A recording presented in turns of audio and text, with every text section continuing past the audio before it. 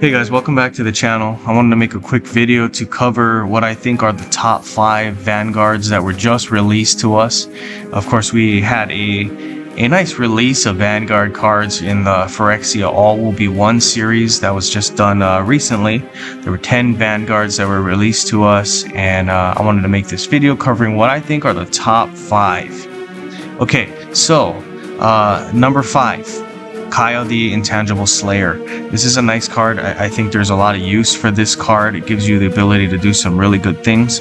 The first ability here says your opponent loses 3 life and you gain 3 life. Now this is a good card. It can be used with decks that help you to gain life, right? So I'm thinking of Sorin 1. Sorin 1 is a nice planeswalker that will help you to gain a nice buff every single time you gain life. Alright, so this does help in that way. You can gain some life, you can buff your creature, and there's some decks out there that will have some special ability for that, and this is a good card for those decks. I also think that this is a good ability here. This is number 2. The second ability allows you to draw 2 cards. That's really helpful in some decks. Some decks you just need to have the cards that you need to have, right? And in that case, this card here, the Kaya Intangible Slayer, is going to help you to pull those 2 cards every single turn, and it's going to help you to gain what you want. So this is very useful, I'd say. Now here's the third ability. I think this is a good ability here. You can use this card maybe with a proliferate deck, and it's going to help you to use this ability as maybe the backbone of all the defense that you play in that specific deck. Alright, so I'll read it to you. It says here, exile target opposing creature, then create a white spirit token. If that creature has 1 or more evergreens between Berserker, Lifelink, Death Touch, Double Strike, First Strike, Flying, Menace, Trample, Unblockable, Vigilance, or Prevent damage, your first spirit creature gains each of these evergreens that the exiled card also has. Okay, so that's basically a lot to think about. What I would suggest is not worrying so much about gaining these evergreens. It's going to be hard to gain those evergreens because you're going to have to exile a creature on your opponent's side that has one of those evergreens, right? So that's kind of tough, but it's still such a really good card, being that it only takes 3 to exile a creature. That's about right for the price. If you can get 3 every single turn, then you're going to be able to exile your opponent's creature every single turn, and that, like I said, can help you to be, you know, like the backboard of the defense that you play on a certain deck. So this is a really good card. Number 5 here. Okay, so number 4. Nahiri the Unforgiving. This is a good card. I think it's a little better than the last card. That's why I put it as number 4. It has a first ability here that's kind of confusing. I mean, you can understand it, but then it's kind of hard to figure out where we're going to put it. You don't really see it being used in decks all that often. It says target creature loses cannot attack and gains Berserker until the beginning of your next turn. Alright, so losing can't attack, not so useful unless you specifically need that. You can probably play it on cards that don't have can't attack. I haven't tested it out, so I don't know yet. The gain Berserker ability, that kind of has some use. I think if you were to be able to play it on some creatures that can either have maybe prevent damage or first strike, then you'll have a creature that can get rid of some cards off your opponent's side. I'm thinking also that you can use this ability on your opponent's creatures, get them to attack one of your creatures. If that also gives you some sort of strategic advantage, you know, that would be good. Now that ability is nice, but the other 2 abilities here, this one and the next one, really, I guess, complementing each other, and it really gives this deck a nice, this card here, a real nice ability. The first thing here is it says discard a card, and then it says draw a card. So you may think, okay, that's nothing special, but if you think about it, if you discard a card and you pick up another one, chances are you're going to be able to find the card that you want in your deck a lot faster. And this ability is nice. I mean, it pairs well with a card maybe like Starfield of Nyx. Starfield of Nyx is from the Origins set. It basically grabs the last support that was in your graveyard and it puts it on the battlefield for free under your control, right? So what I'm thinking is you can put a support as the last card in your hand, use this ability, you'll discard that last card in your hand, which will be the support, and then at the beginning of your next turn, Starfield the Nyx will take it off of the graveyard, put it right into play under your control for free. So that will of course help you to have an advantage. You can see why Nahiri the Unforgiving is such a good card. It allows you to complement itself here with this ability, this third ability, and as I mentioned, it goes nicely with the second ability.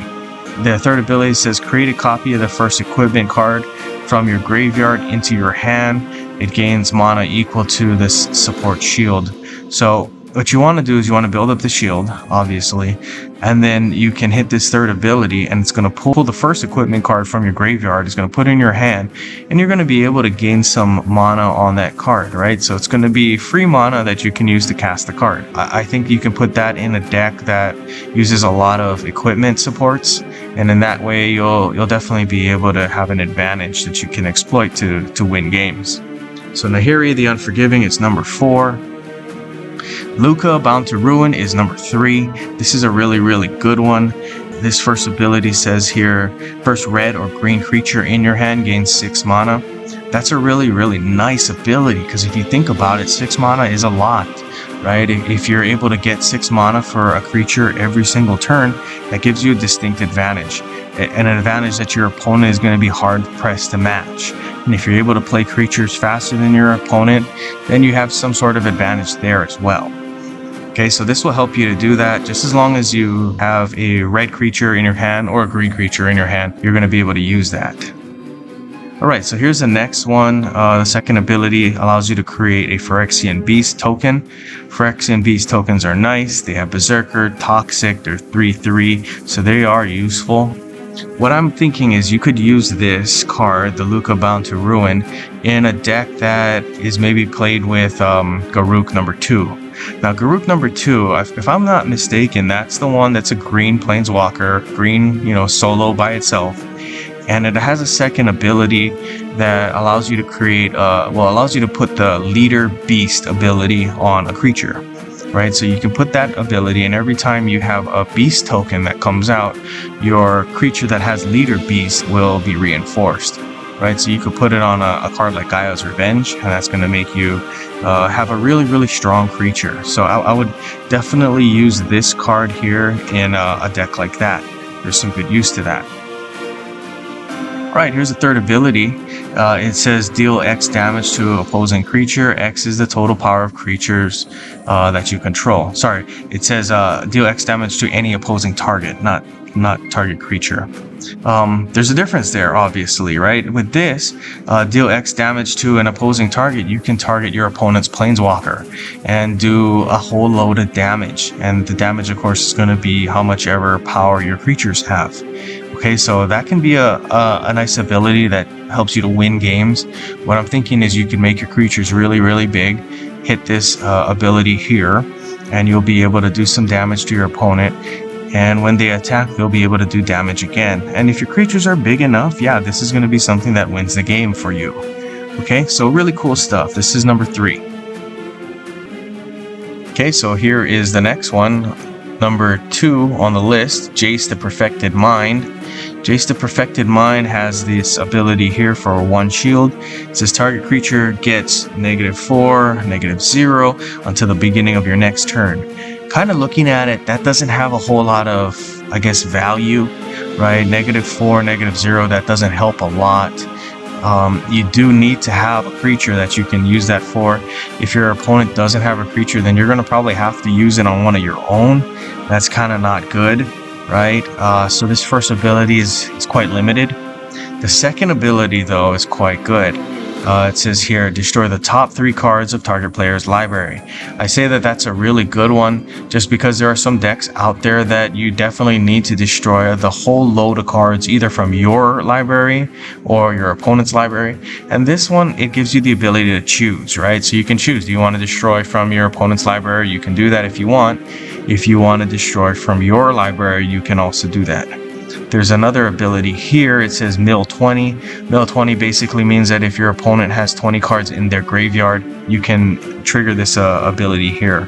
and you'll be able to draw 3 cards. Okay, so that's kind of good, right? There's some uses there. This last one here is where the bread and butter of this deck is. This is the part that will help you to win games. It says destroy the top X cards of target player's library, then your opponent loses life equal to the number of cards in that player's graveyard. X is equal to 3 times this support shield.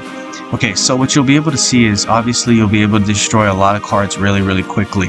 You can either destroy your opponent's cards or you can destroy cards from your library. That again gives you that flexibility that you want. And here's this part that I think is the most important part of this card. It says your opponent loses life equal to the number of cards that are in that player's graveyard. So you can use this card with decks that will throw a ton of cards into your graveyard, and then your opponent will lose a lot of life that way. Or you can use this card with decks that will throw a lot of cards into your opponent's graveyard, and then your opponent will take a lot of damage that way as well.